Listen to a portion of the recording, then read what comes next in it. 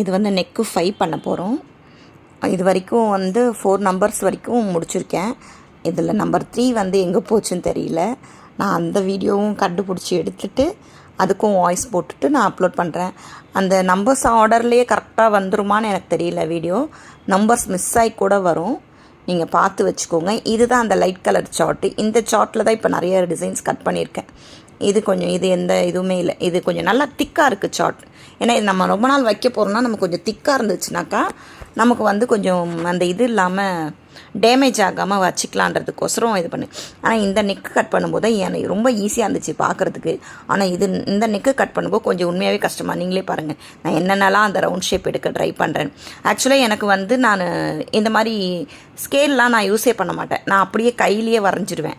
எனக்கு வந்து இந்த பேட்டர்னில் வரைகிற தொட்டு தான் இந்த அளவுக்கு கொஞ்சம் கஷ்டமாக இருந்தது. நான் எதுவுமே வரையாமல் கூட என்னால் வந்து கட் பண்ண முடியும். அப்படியே வந்து நான் மைண்டில் வச்ச டிசைனை அப்படியே சிசரில் வச்சு கட் பண்ணிவிடுவேன்.